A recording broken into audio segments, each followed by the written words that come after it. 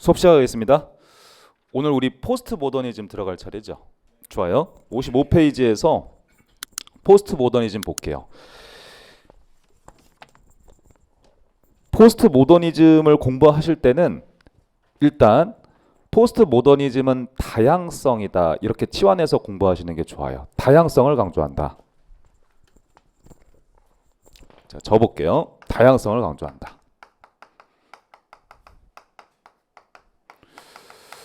국가 관리를 할 때도 기존에 검증이 어느 정도 됐던 지식이라고 해서 무조건 맹신하지 말고 다양한 견해들을 그래도 잘 경청해 볼 필요가 있음을 강조하는 게 포스트 모더니즘 세계관이 되겠어요. 포스트 모더니즘 세계관. 이 포스트 모더니즘이라는 것은 사실 뭐 비단 행정학에서만 있는 게 아니에요, 여러분. 예술 쪽에서도 나온 개념이거든요. 얘는 기존의 모더니즘을 비판하면서 나왔다. 행정학은 친절합니다. 모더니즘을 비판하면서 나왔으니까 포스트라는 표현이 나온 거죠. 자, 그러면 모더니즘을 왜 비판했는지를 공부하면 되는 건데, 모더니즘은 과학성을 상징하는 표현이다 이렇게 공부해 두시면 돼요. 과학성은 우리 뭐라고 배웠어요? 보편적인 법칙을 발견하려는 특성인 거죠. 보편적인 법칙을 발견하려고 한다.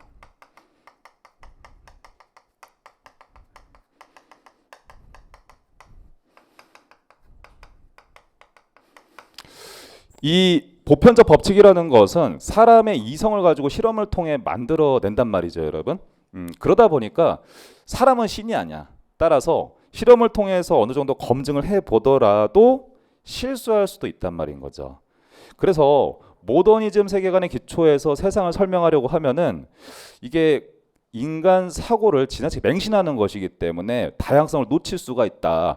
따라서 포스트 모더니즘 같은 경우에는 기존의 보편적 법칙이라고 발견된 것들이 틀릴 수도 있는데 그걸 맹신하다 보면 인간 사고를 오히려 창의적인 사고를 억압할 수 있구나. 그러면서 등장한 게 포스트 모더니즘이라고 생각하시면 되겠어요.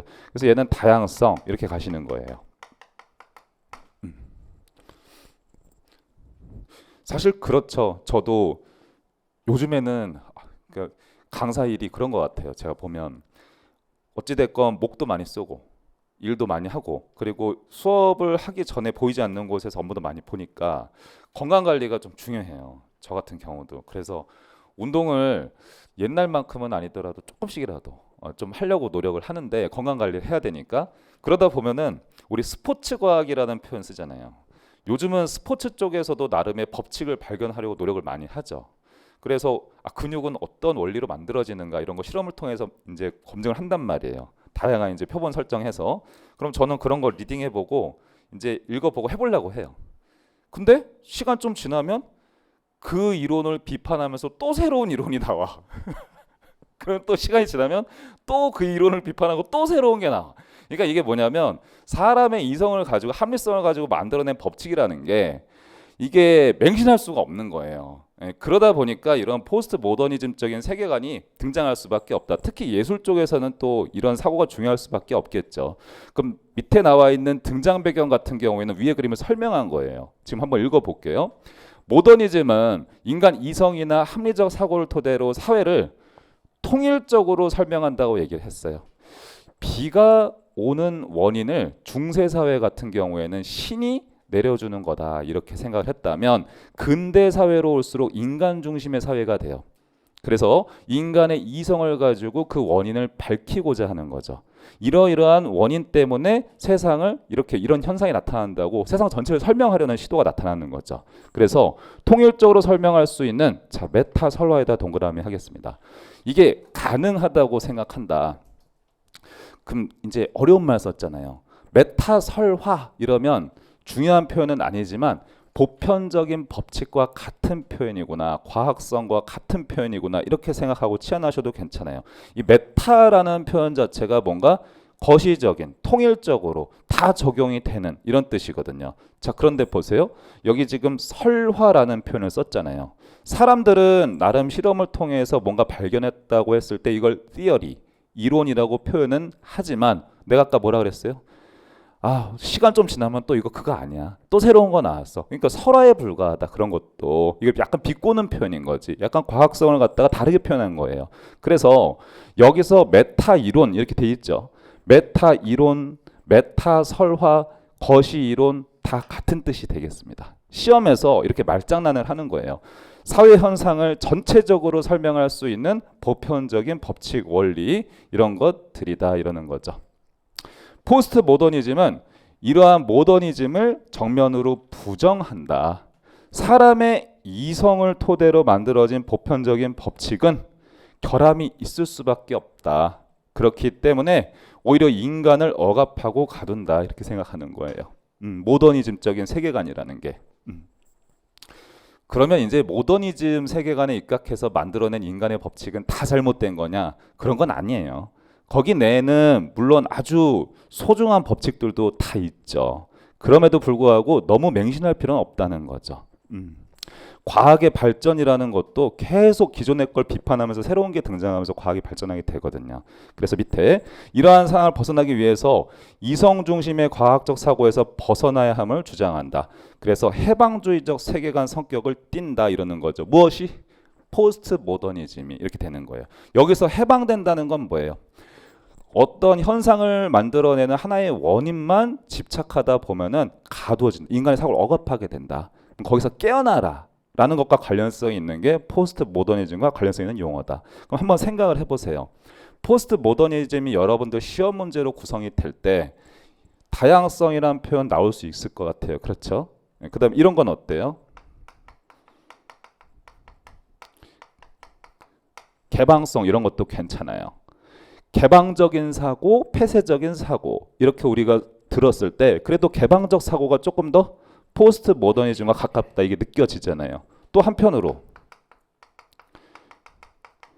해방주의적 세계관 이런 것들 있잖아요. 그럼 전반적으로 보면 다 다양성과 연관성이 있는 친한 표현들이 나오는구나 이렇게 눈치를 채는 게 되게 중요한 거예요. 어차피 여기 있는 워딩들이라는 것은 다양하게 표현은 가능하니까 그래도 한 가지는 딱 외우는 게 중요하지 않겠습니까? 그럼 얘는 다양성인 거죠. 오케이. 그러더니 나중에는 아니 뭐 먹으면 건강에 좋냐 이랬더니 골고루 드세요. 그래서 골고루 야채도 드시고 저희 고기도 드시고 골고루 드세요. 결국에는 그렇게 되는 거 아니에요, 여러분? 아니 그 음식에도 관심이 많을 수밖에 없잖아요. 우리가 나이가 들수록 뭘 더 내가 챙겨 먹어야 되나 그렇게 막 고민을 하다 보면 리딩도 하다 보면 결국에는 골고루 드세요 이렇게 되더라고. 자, 포스트 모더니즘 그 내용 한번 볼게요. 뭐라고 제가 했어요? 다양성을 강조한다 이렇게 잡아가는 거예요. 분위기 자체를 내용에 보면. 그럼 제가 또 한번 읽어보면 이성을 토대로 만들어진 보편적인 법칙, 가치 등을 거부하고 개별적인 이런 표현들이 나올 수 있는 거예요. 특수한 가치, 신념, 상대성, 다원성, 다양성, 개별적 차하 등을 강조한다. 그럼 어때요? 전반적으로 여기 있는 것들을 다 외운다기보다도 전부 다 제가 지금 적어둔 것처럼 다양성과 친한 표현들이구나 이렇게 계속 느껴가시는 거예요.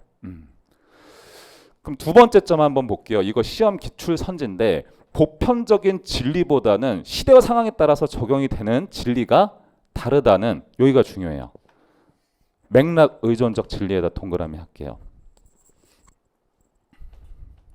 뭐 예를 들어서 저기 닭가슴살을 많이 먹으면은 근성장에 좋아.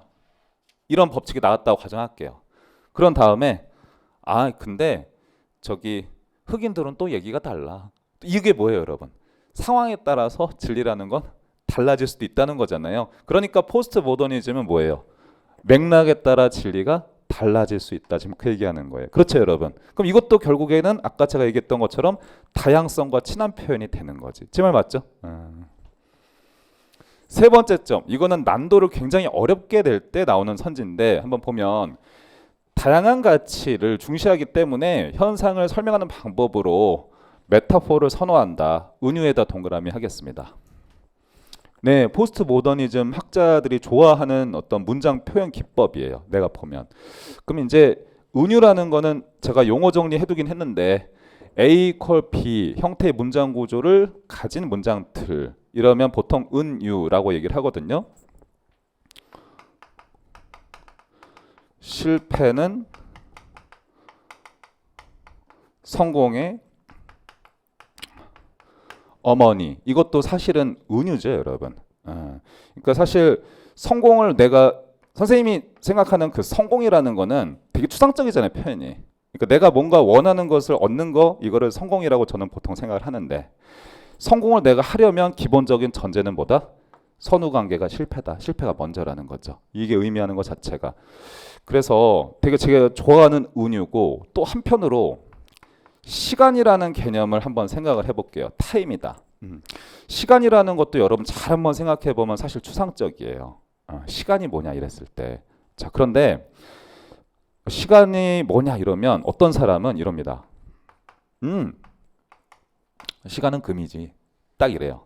그럼 시간이라는 거는 뭔가 되게 소중하다. 귀하다. 이런 어떤 의미가 들어있잖아요. 또 한편으로 어떤 사람은 시간이 뭐예요? 이러니까 시간은 내가 살아보니까 화살과 같아. 딱 이러는 거예요.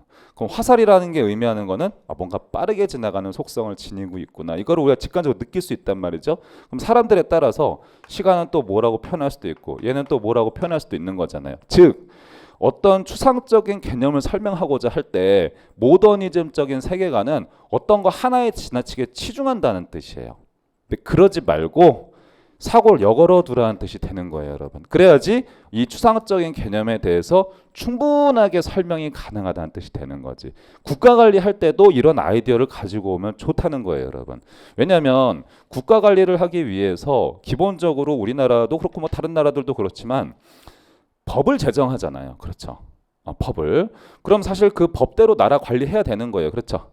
근데 그 법이란 것도 시대와 상황에 맞게 어떻게 하고 있어요? 계속 바꿔나가고 있는 거죠. 그래서 완벽한 답이라는 게 없는 거예요, 여러분. 계속 상황에 맞는 답만 있을 뿐인 거지. 그런 것들이 포스트 모더니즘적인 세계관이다. 이렇게 생각하시면 좋아요, 여러분. 그럼 이제 사실 추상적인 얘기잖아요. 그럼 여러분들이 나중에 공부하실 때 지금 인문 수업에서는 이렇게 하면 되죠. 지금 모더니즘은 과학성과 치환을 해버리시고 그리고 포스트 모더니즘 같은 경우에는 다양성으로 치환을 해서 텍스트를 리딩을 하다 보면 그리고 문제도 마주치다 보면은 이제 풀어나가게끔 되어 있다고요. 오케이. 그래서 저도 어렸을 때 이게 약골이다 보니까 운동을 하라는 거예요. 의사 선생님이. 뭐만 하면 아프고 골골대고 그러니까. 사실 뭐 막 근육량이 있고 그게 중요한 게 아니잖아요. 사람이 건강해야 되잖아요. 건강해야 되는데 뭐만 하면은 병원 가고 뭐만 하면은 체하고 막 이러니까 아이고 약골이구나. 그래서 의사 선생님이 운동해라. 그렇게 된 거죠. 수영을 처음에 해보래요. 수영을 했어요. 뭐 고등학교 1학년 때 그때 수영을 좀 했어요. 수영하니까 어떻게 되는 줄 알아요? 점점 더 말라가. 사람이 감기는 더 잘 걸려. 특히 겨울에 이제 수영하고 나오면은 춥잖아요, 여러분. 거기 또 샤워도 해야 되고 감기 더 잘 걸려.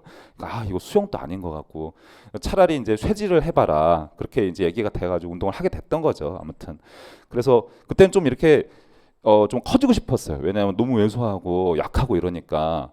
근데 뭐 논문 같은 거 이렇게 살짝 봐도 얘는 이게 맞다 그러고 쟤는 저게 맞다 그러고 다 답이 다르잖아요. 그러다가 어느 날 동물의 왕국 TV를 봤어요.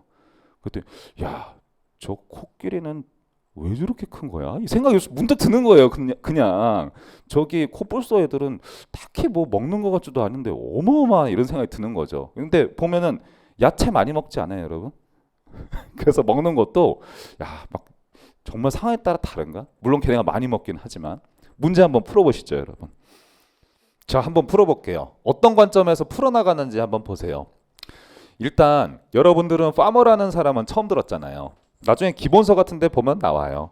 파머라는 사람은 포스트 모더니즘적 세계관을 행정에 도입한 분이세요. 근데 그건 그렇다 치고 선생님이 이 문제를 여기다 넣었을 때는 파머를 모르더라도 풀 수 있기 때문에 넣은 것이거든요. 자, 한번 보면 얘가 주장한 포스트 모더니티 행정 이론에 따르면은 관점에 따라서 다양한 가능성이 허용되는 다양한 가능성이 허용되는 상상보다는 과학적인 합리성이 더욱 중요하다. 아까 제가 포스트 모더니즘은 다양성이라고 치환하자고 했었죠. 근데 상상, 이런 다양성보다는 과학적인 합리성이 중요하다. 과학적 합리성은 과학성을 상징하는 표현이에요, 여러분. 자, 그런데 이건 그렇다 치고 다양성보다는 다른 게 중요하다 지금 이랬잖아요. 그러면 틀렸다 이렇게 가는 거죠. 왜냐하면 포스트 모더니즘은 다양성이 되는 거니까. 오케이. 그래서 요건 틀린 선지가 되는 거예요. 그 다음에 포스트 모더니티 이론의 진리의 기준은 이게 중요해요. 맥락 의존적이다. 맥락에 따라서 진리는 달라질 수 있다는 거예요. 그렇기 때문에 얘도 다양성을 상징하는 표현이다. 올바른 선지가 되고 3번에 보면 포스트 모더니즘은 자 보세요.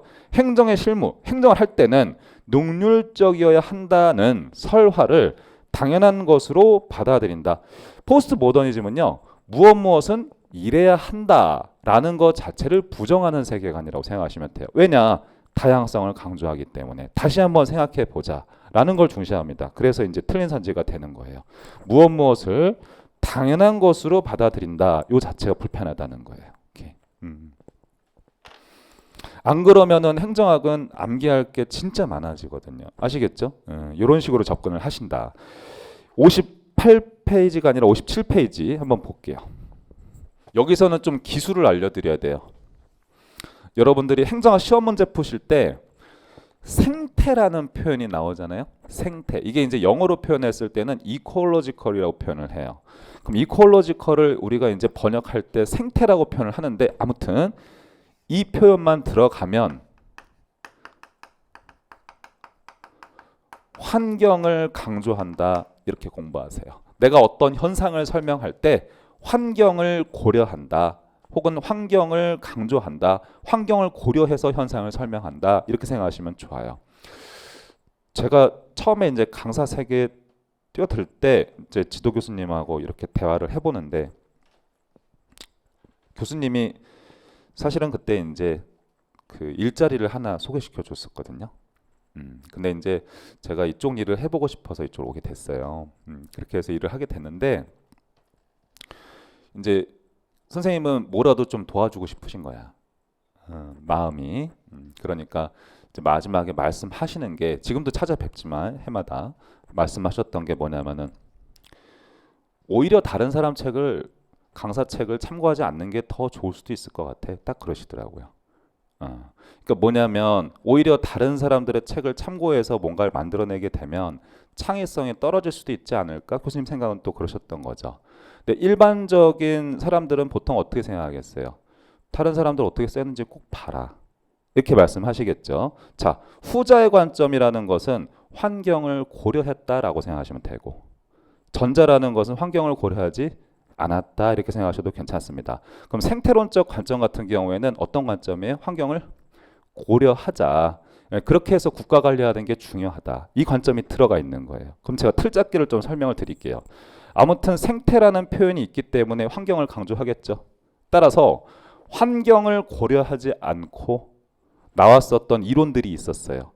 관리주의, 인간주의, 행태주의는 모두 다 현상을 설명할 때 폐쇄체제론 관점이었었어요. 그럼 폐쇄체제론적 관점이라는 게 뭐다? 현상을 분석할 때 환경에 대해서 분석을 치밀하게 하지 않는 이론들이다. 이렇게 생각하시면 좋아요. 사실 그런 것 같아요. 저기 환경을 꼭 고려해야 되느냐, 고려해야 되지 않느냐 이것도 우리 교수님 같은 관점이 있을 수도 있는 것이고 일반적인 사람들의 관점이 있을 수도 있는 것 같아요. 그렇죠? 아무튼 생태로는 환경 고려하자 이렇게 생각을 하는 거지. 따라서 환경적인 요인을 간과했다고 비판했다는 뜻이에요. 아시겠죠? 그러니까 얘는 환경을 고려하자 이 말인 거죠. 여기 옆에다가 제가 요점을 적어둘 텐데 생태로는 그래서 환경에 뭔가 답이 있다고 생각을 해요.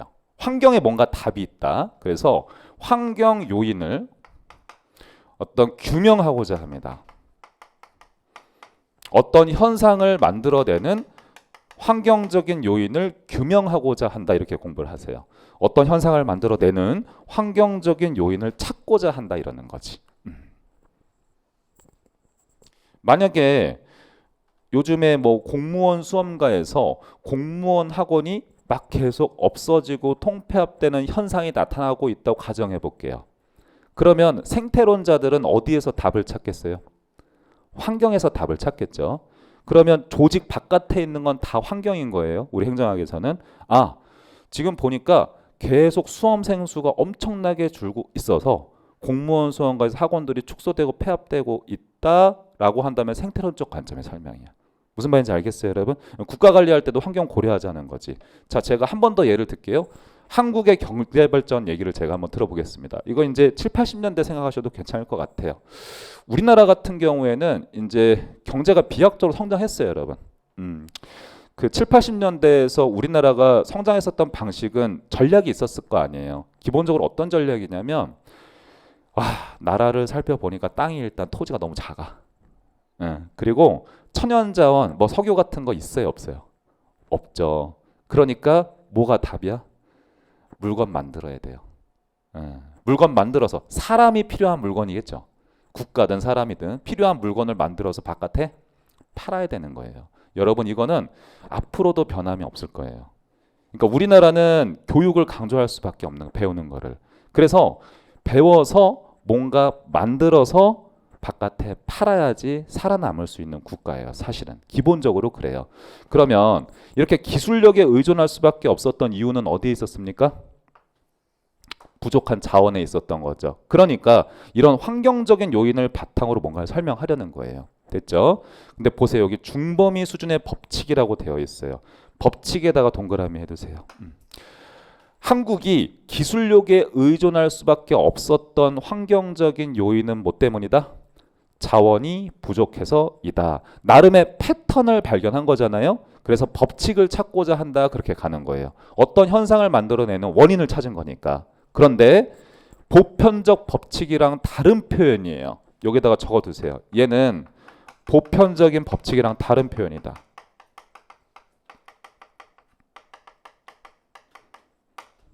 예를 들어서 보편적 법칙의 대표적인 것들 되게 많아요. 뭐 불 끄는 원리 이런 것도 생각해 볼 수가 있는 거예요. 자연 현상에서는 불 끄는 원리.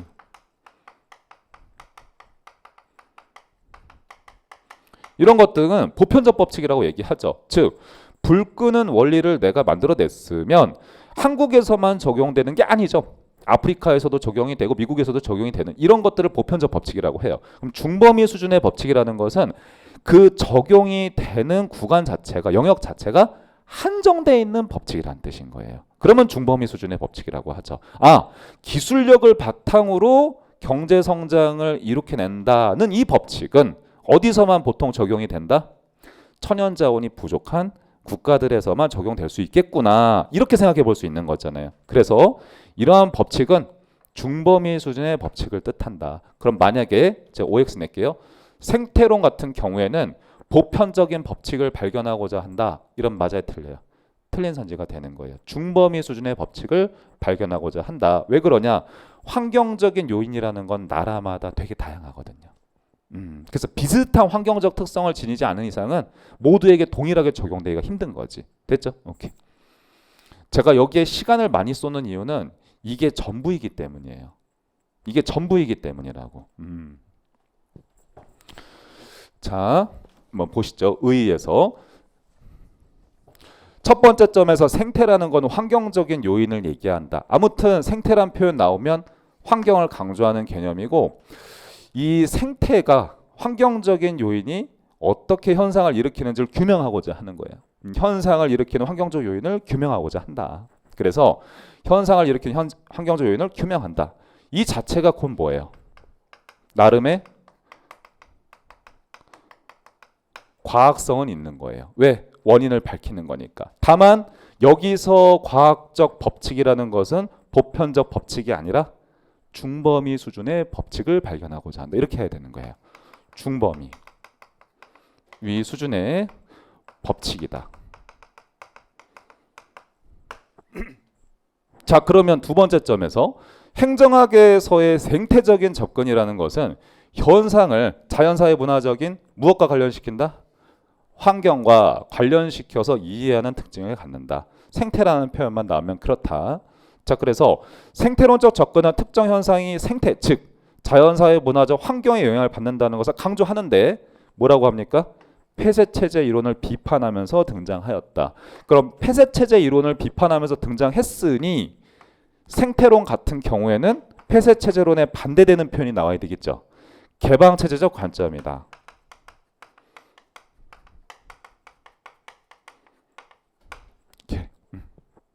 근데 이제 일반적으로는 개방체제 관점을 취하는 게 유리한 경우는 많은 것 같아요. 내가 봤을 때는 여러분들도 본능적으로 개방체제 관점을 취하실걸요. 아마 공부하실 때 어떻게 해요? 다른 사람들은 뭐 어떻게 공부하지? 이렇게 보지 않으세요, 여러분? 일반적으로 본능적으로는 그렇게 하죠. 자, 특징 칸에 첫 행정의 보편적인 이론보다는 특징에서 뭐라고 합니까? 중범위 이론이라고 되어 있죠. 중범위 이론의 구축에 자극을 주어 행정학의 과학화에 기여한다. 과학화에 기여한다. 체크하셔야 돼요. 즉 과학성을 추구하기는 하는데 그때의 법칙은 적용되는 영역이 한정돼 있을 뿐인 거예요. 그러니까 특수성을 띠는 법칙이다 이렇게 표현할 수도 있는 거지. 이렇게. 중범위 수준의 이론이다. 각국의 행정, 정치적, 사회적 조건을 규명하는 데 적극적인 입장이다. 좋아요. 그 다음 두 번째 칸에 두 번째 점에서 거시적인 분석이 있다. 요거 체크해 두세요. 일반적으로 행정학에서 거시적이라고 하잖아요. 그러면 개방성을 의미한다. 이렇게 표현하셔도 괜찮습니다. 그리고 분석의 수준이 행위자 개인보다는 집합적인 행위나 제도 혹은 조직이나 집단에서 이루어지고 있다. 어우 말을 어렵게 했네. 여기에다 뭐라고 적어두시냐면 예를 들어서 국가라고 적으세요. 국가. 여러분들 지금 낯선 용어가 있을 수 있어요. 분석의 수준이라는 표현이 좀 낯설 거예요. 사회과학을 전공한 사람이 아닌 이상. 그럼 보통 우리가 이제 책을 읽어보면 이 논문을 쓸 때는 분석의 수준을 일치시켜 놔야 돼요. 그게 변하면 안 돼. 예를 들어서 근육 성장의 원리를 밝혀보고 싶어. 그때 분석의 수준은 조직일까요? 아니면 개인일까요? 개인으로 해야 되겠죠, 여러분. 개인한테 측정을 해보는 거잖아요. 근데 아까 이 생태론적 접근에서 한번 예시를 들어서 생각을 해보는 거죠. 한국의 경제 발전은 천연자원이 부족했기 때문에 기술 개발할 수밖에 없었다. 그 얘기했었잖아요. 그때 분석의 수준은 개인이에요, 국가예요?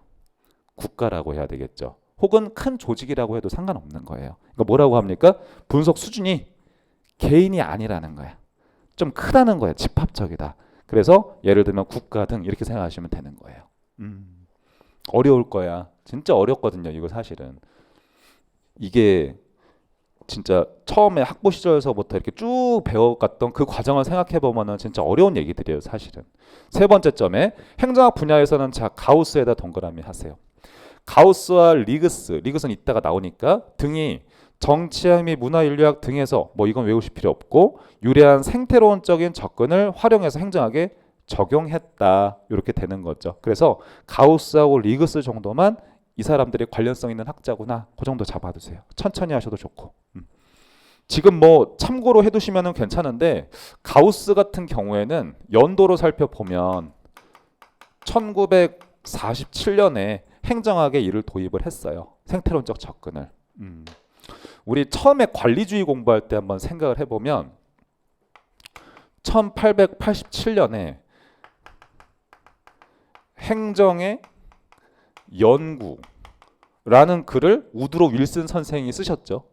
이걸 통해서 행정학의 발전이 처음 시작이 됐었어요. 그렇게 쭉 유지되어 가다가 47년 즈음에 돼서야 환경에 대한 분석을 열심히 하기 시작을 했다는 거예요. 어떤 의미인지 아시겠죠? 그 전에는 글쎄 뭐 국가 관리하는데 환경을 그렇게 뭐 강조할 필요가 있나? 분석 열심히 할 필요가 있나? 이렇게 지배적인 생각이었다면 점차 사람들의 생각이 변화하게 된 거죠. 자, 그러면 58페이지에서 비교 행정을 한번 볼게요. 이 생태론을 여러분들이 이해하고 있으면 비교 행정은 금방 와닿아요. 왜 그러냐? 이 틀잡기 부분을 한번 보세요. 생태론의 영향을 받아서 비교 행정이 등장했어요. 근데 어떤 부분을 수용했느냐?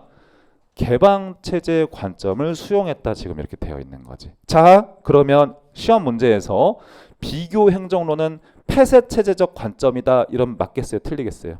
틀린 선지가 된다고. 그럼 바꿔 말하면 비교행정도 환경을 고려해서 현상을 분석하게 되거든요. 근데 말 자체가 비교행정, 이 말 자체가 어렵잖아요. 이렇게 생각하세요. 환경을 고려해서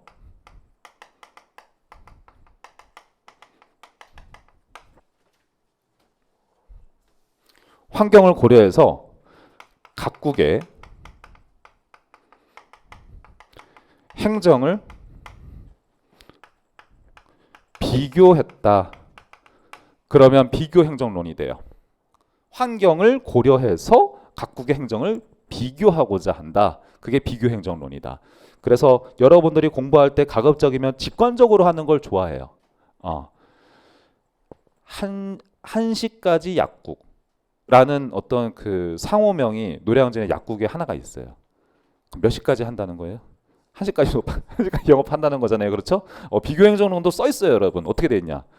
행정을 비교한다. 뭘 고려해서? 환경을 고려해서.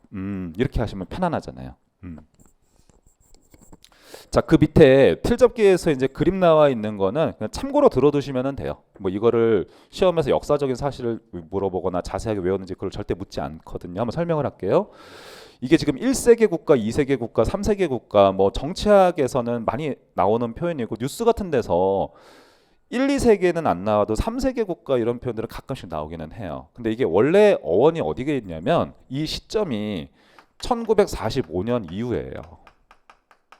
1945년 즈음이에요. 그럼 1945년은 어떤 의미가 있는 해냐면 2차 세계대전이 종전한 시점이에요. 2차 세계대전이 딱 끝나니까 전 세계의 권력은 크게 두 개 국가로 양분이 되는 양극체제 현상이 발생하게 돼요. 그럼 하나는 미국 중심의 세계, 다른 하나는 소련 중심, 사회주의 진영이라고 표현할 때도 있고, 그래서 미국 중심의 자유주의 진영 국가들을 다 모아서 1세계 국가로 표현을 하고, 그 다음에 소련 중심의 사회주의 진영을 다 묶어서 2세계 국가라고 표현도 한다. 얘네 둘이 권력의 중심이 됐다는 거죠, 전 세계가. 그럼 여기에 어디에 속하지도 않는 국가들을 제3세계 국가라고 표현을 하는 거예요. 근데 요즘에는 제3세계 국가 하면은 여러분들이 어떻게 받아들여요, 보통? 뭔가 가난한 나라? 그렇게 생각하는 경우가 많지만 원래 의미는 그게 아니고 1세계 국가도 아니고 2세계 국가도 아닌 국가들을 제3세계 국가라고 했었어요. 원래는 그래요. 근데 지금 여기 화살표 의미가 뭐냐면 미국 같은 경우에는 이제 소련과 싸워서 이겨야 되는 거잖아요. 우리 이데올로기가 훨씬 우월하다 이걸 말하고 싶은 거예요. 자유주의가 훨씬 우월한 체계야. 정치 시스템이야. 얘기하고 싶은 거예요. 그러려면 제3세계 국가들을 어떻게 해야 돼요? 미국으로 들어오도록 자유주의 진영으로 들어오도록 만들어줘야 될 거 아니에요. 근데 어떤 세계가 어떤 나라가 공짜로 우리 자유주의 할게 이렇게 하겠습니까? 그러니 시스템 도입하는 걸 도와주든가 경제 원조를 해줬어야 되는 거예요. 했는데 이제 한번 찍어보는 거죠. 실패했을까요? 성공했을까요? 이게 많은 경우에 있어서 실패한 경우가 더 많았다. 실패라고 적어두세요. 우리가 배웠던 거를 이제 또 한번 생각을 하는 거지. 그럼 실패한 이유는 무엇인가? 학자들은 이걸 설명하고 싶어요. 항상 현상을 설명하고 싶어요. 그럼 실패한 이유는 이 발전 도상국의 행정 환경과 미국의 행정 환경이 달랐기 때문이다. 그래서 환경적인 고려 없이 시스템 도입 같은 거 해줘봤자 그게 무조건 잘 되거나 하지는 않는다. 그 얘기하고 싶은 거예요. 단순히 돈만 도와준 게 아니에요, 여러분. 그리고 뭐 행정 시스템 같은 것들도 어떻게 구축을 해야 될지도 다 도와줬던 거죠. 그리고 만약에 이렇게 생각하세요. 돈도 좀 도와줄게. 뭐 100만 원 달러 지원해 줄게. 예를 들어서 그랬어요. 그 돈을 제3세계 국가한테 줬더니 그 돈을 정말 국가 발전하는 데 쓸 것인가? 아닐 수도 있는 거잖아요. 그렇죠? 개인의 이익을 위해서 그냥 써버릴 수도 있는 거잖아요. 여러 가지 환경적 요인이 다르면 이게 실패할 수 있다는 걸 보여준 사례가 되는 거죠. 오케이.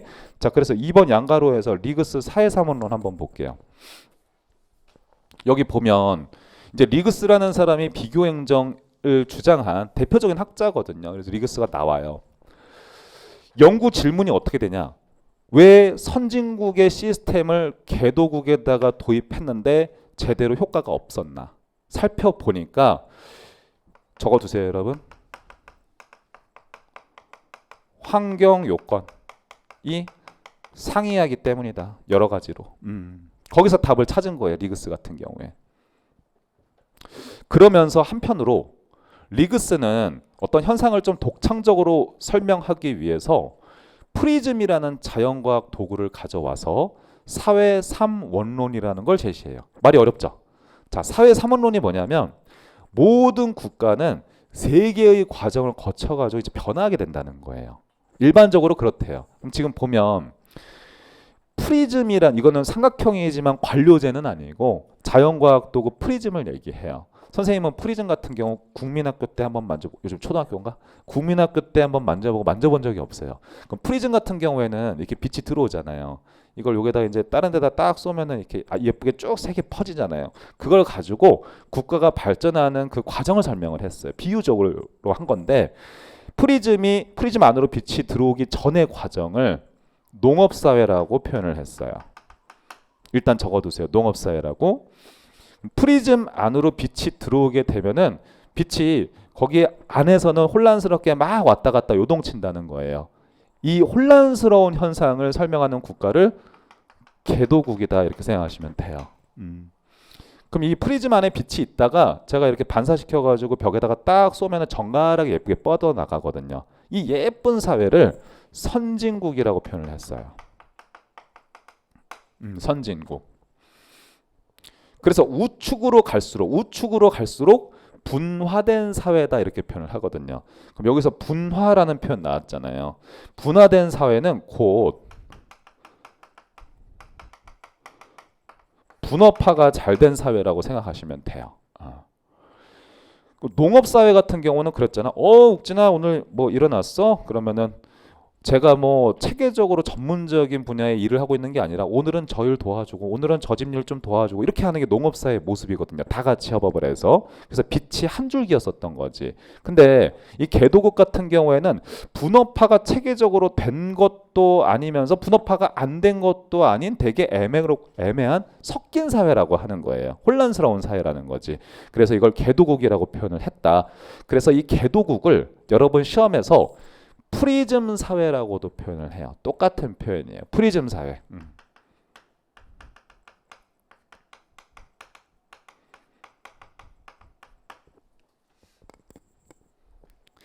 그럼 여러분 이제 리그스는 이걸 통해서 어떤 얘기하고 싶은 거예요? 분화된 사회, 즉 선진국에 있던 시스템이나 경제적인 원조를 여기다가 지원을 했을 때 제대로 작동하지 않는다는 걸 얘기하고 싶은 거죠, 여러분. 네, 그래서 분화된 사회와 개도국은 다른 점들이 되게 많다는 거를 아주 자세하게 설명을 해요. 그래서 여기에서 예를 들어서 여기 도입한다고 해가지고 다 성공하는 게 아니라는 거지. 그 얘기가 여러분 거기 밑에 보면 표가 하나가 있어요. 표를 같이 한번 볼 건데, 자 보세요, 여러분. 빛이 하나로 다 통일되어 있던 걸 융화된 사회라고도 표현을 해요. 그게 이제 분업화가 안 되어 있는 거야. 그래서 농업사회라고 하고 얘는 섞여 있는 거. 프리즘 사회, 개도국이고 분화된 사회다. 아까 제가 말씀드렸지만 분업화가 잘 된 거야. 체계적으로. 분업화가 체계적으로 잘 된 거죠. 이거 산업사회라고 지금 표현했는데 바꿔 말하면 뭐라고도 할 수 있다? 선진국이다. 이렇게 표현을 하는 거죠, 여러분. 이 내에서 다 관료제 조직은 있지 않겠습니까? 뭐 농업사회에서도 정부 조직은 있을 것이고 개도국에서도 정부 조직은 있을 것이고 선진국에서 정부 조직은 있을 거예요. 마찬가지로. 근데 그 양태가 약간씩 다르대요. 프리즘 사회 같은 경우에는 관료제의 모습이 사랑방과 같다 이랬어요. 여기다 체크하세요. 사랑방에다가. 이거 어려운 표현이거든요. 사랑방이다. 그럼 저기서 사랑방의 의미는 뭐냐면 원래 관료제 내에서 관료는 룰에 입각해서 공정하고 중립적으로 행정을 집행해야 되는 거지만 개도국에서의 관료의 모습은 그게 아니라는 거예요.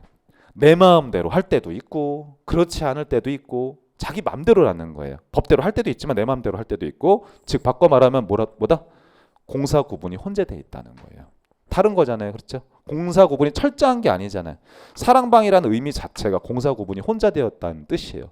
그러니까 야, 아무리 선진국에서 프리즘 사회에다가 지원을 해줘 봐야, 지원을 여러 가지로 해줘 봐야 실패할 뿐이다.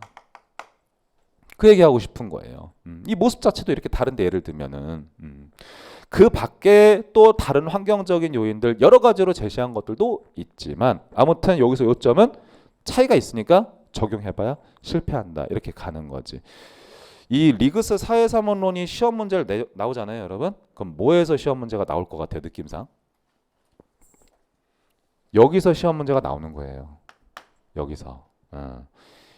여기에 있는 걸 여기에 도입해봐야 실패한다라고 하고 이 사회의 특징이 이러이러하기 때문에 이런 식으로 논리를 개진하기 때문에 여러분들은 여기를 공부를 잘 하시면 되는 거예요. 거기다 딱 체크해 두시면 돼요.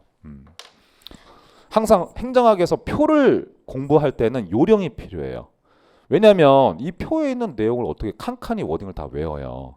그렇게 공부하는 게 아니고 어디에 무게중심을 두어가지고 리딩하고 외우는지가 대단히 중요한 거예요.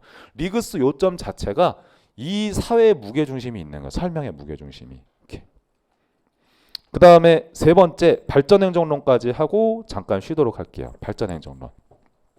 자, 이제 조금씩 하면서 제가 펼쳐나가고 있는데 정리해 보는 거예요. 생태론 같은 경우에는 생태라는 표현이 있어요. 그러니까 환경을 강조한다. 현상을 분석을 할 때. 그렇죠? 근데 이 생태론을 받아들여서 나왔던 게 비교행정이었어요. 어떤 부분을 받아들였냐면 개방체제적 관점을 받아들였다는 뜻이에요. 그래서 비교행정도 마찬가지로 개방체제 관점이 되는 거예요. 환경을 고려해서 각국의 행정을 비교한다. 이렇게 가야 되는 거죠. 환경을 고려한다는 거예요.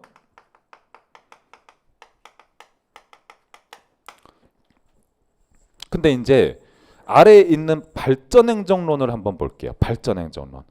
발전행정론 같은 경우에도 워딩 그대로 보시면 좋아요. 행정부 주도하에 국가 발전 이룩하는 현상을 설명한 모델을 발전행정론이라고 해요. 이렇게 체크해 둘까요, 여러분? 행정에다 동그라미 하고 이렇게 발전에다가 화살표 표시해 두는 거예요. 행정부 주도하에 국가 발전, 경제 발전을 이룩해내는 현상 설명했다.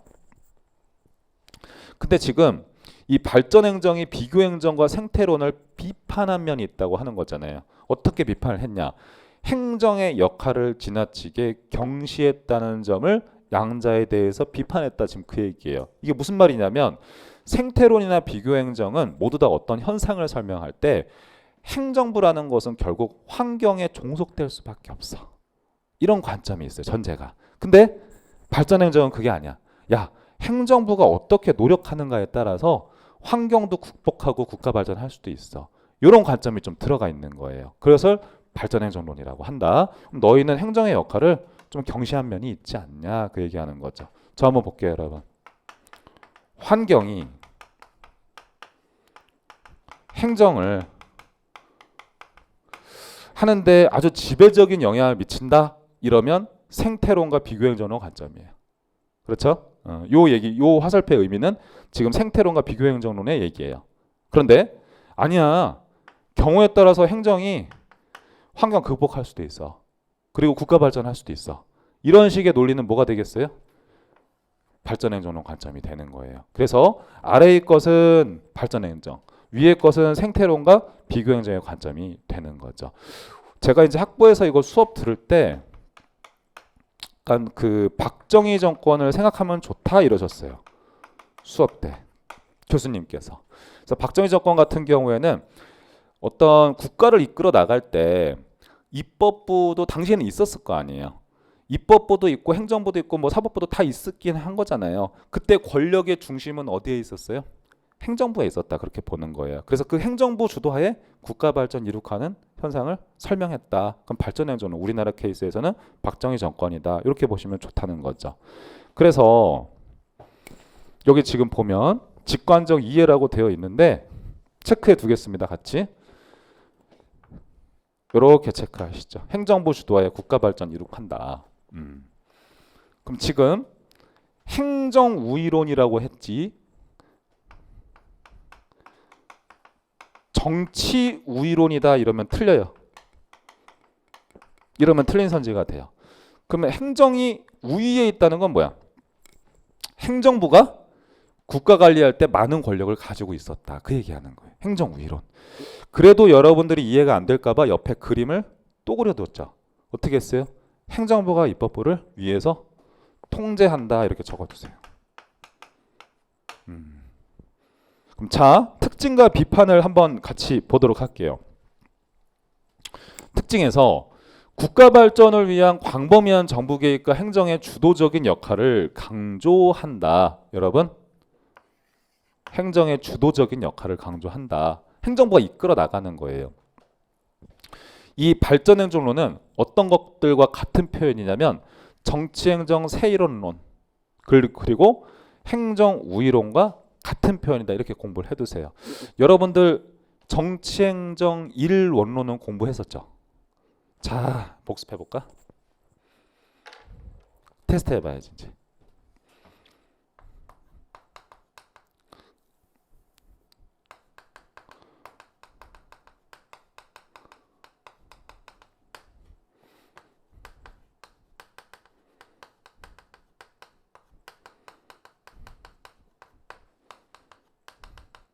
뭐 여러분들은 보기만 하세요. 이게 행정부의 기능이라고 했을 때 정치 행정 이원론이 있었어요. 자, 정치 행정 이원론 같은 경우에는 행정부가 정책 결정 해야 된다고 봤어요? 하지 않아도 된다고 했어요? 그렇죠. 좋아요. 이거 할 필요 없다. 이거 입법부가 하는 거다.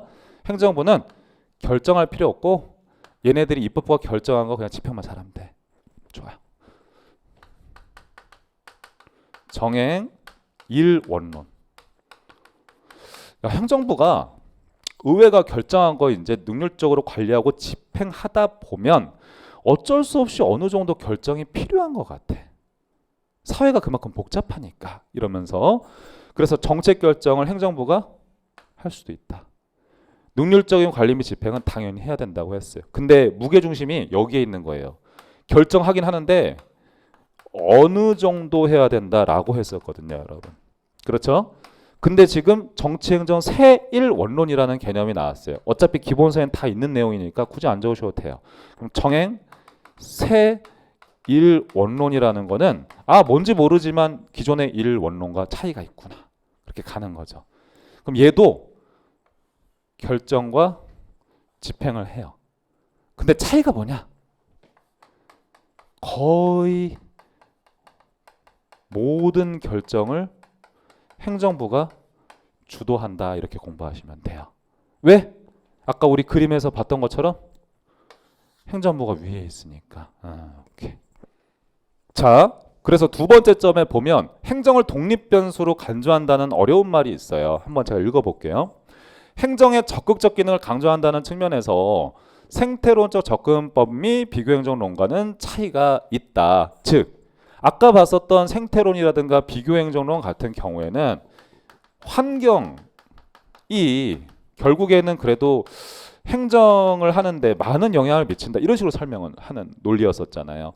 근데 그게 아니다. 행정이 독립변수의 역할을 할 수가 있다. 즉, 행정을 잘하면 환경을 극복할 수도 있다. 이렇게 얘기를 한다는 거죠. 그걸 두 번째 점처럼 어렵게 표현을 하는 거예요, 여러분. 오케이. 행정 이념, 효과성. 요 효과성 체크해 두세요, 여러분. 효과성.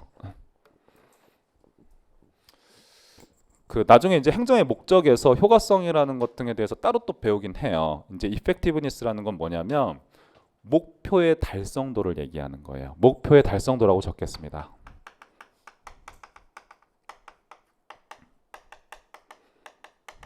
목표의 달성도. 나는 수단과 방법을 안 가리고 저게 뭐야 합격만 하면 돼. 효과성을 중시하는 거예요. 그렇죠, 여러분? 우리 행정학에서는 효과성과 능률성을 좀 다르게 봐요. 그러면 이제 efficiency라고 하면 능률이잖아요. 그럼 능률이라는 거는 아끼는 거예요. 근데 효과성은 아끼는 것과는 관련 없이 목적만 달성하면 돼요. 그럼 목표 달성도라고 하는 거야. 뭐 우리 뭐 흔히 뭐 회화에서 그런 얘기 많이 하지 않아요? 뭐로 가도 서울로만 가면 되잖아. 이러면은 효과성이 되는 거죠. 자, 그 다음에 밑에 특징을 또 한번 보도록 비판점 한번 볼게요. 처방성과 문제 해결 능력을 강조하여 여기 또 포인트가 또 들어가요. 기술성에다 동그라미 하세요. 기술성. 기술성 이것도 우리가 배웠던 개념이거든요. 기술성이라는 건 뭐다? 문제 해결을 강조하는 특성이에요. 그래서 행정부가 많은 권한을 갖고 혹은 많은 권력을 갖고 경제 발전을 이룩해내는 그 자체를 중시한다는 거예요. 보편적인 법칙을 발견하려고 한다는 게 아니라 그래서 기술성과 관련성이 있다. 그래서 행정의 비과학화를 초래한 면이 있다. 왜냐하면 과학성을 강조하는 건 아니니까. 오케이? 불균형 성장 초래했다. 불균형에다 동그라미 하세요. 고르게 전체적으로 성장하는 것보다는 국민 총생산량을 일단 빨리 늘리기 위해서는 대기업 중심의 투자가 중요할 것 같아. 딱 판단할 수도 있는 거잖아요. 그렇죠? 이런 것들이 이제 발전행정론에서 많이 나왔었던 얘기다. 그렇게 가시면 돼요. 좋아요. 여기 문제까지 풀고 쉴게요. 60페이지. 지금 조금이라도 기억에 있을 때 한번 풀어보세요. 이거 1번 문제 쉬운 문제 아니에요. 난이도 중간 정도 됩니다. 너무 세련된 선지들이에요. 자, 풀어볼게요. 1번 리그스 프리즘 모형에 따르면은 농업사회에서 지배적인 행정 모형을 사랑방 모형이라고 한다 이랬어요, 여러분. 자, 여기 포인트 딱 들어갔어요. 사랑방. 아까 사랑방이라는 그 워딩은 개도국 칸에 있었어요, 선진국 칸에 있었어요? 그렇죠, 잘하셨습니다. 그 농업사회가 틀린 거죠, 여러분? 개도국이라고 하면 되는 거지. 개도국이다. 이거는 뭔가 이해라기보다는 뭔가 우리가 익숙한 거 가지고 그때 아까 봤던 그거 가지고 풀 수 있었을 거라고 생각을 해요. 자, 그 다음에 2번. 이거는 뭐 틀잡기 있었으니까 문제 없었을 것 같아요. 생태로는 폐쇄체제 관점을 선호한다. 생태라는 표현만 있으면 개방체제라고 해야 되니까 좋아요. 문제 없었을 것 같아요. 3번. 비교행정은 행정을 지나치게 과소평가함으로써 자를까요? 여기까지. 그러면 행정의 독자성을 무시하고 행정의 종속성을 강조하였다. 그럼 여기 전체적인 워딩은 다 무슨 말이냐면 환경이 행정을 이제 좌지우지하는 큰 요인에 해당이 된다. 이 말을 이렇게 두 줄로 표현한 거거든요, 여러분. 무슨 말인지 아시겠어요?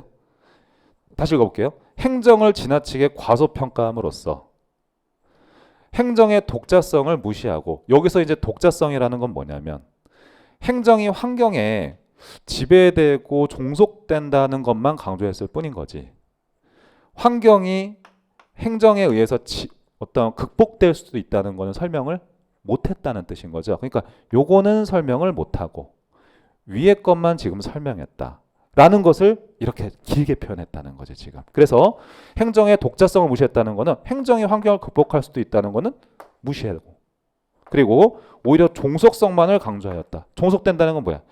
이거에 종속돼서 움직이는 존재일 뿐이다. 지금 그 얘기하는 거죠. 그렇기 때문에 요거는 올바른 선지가 되는 거예요.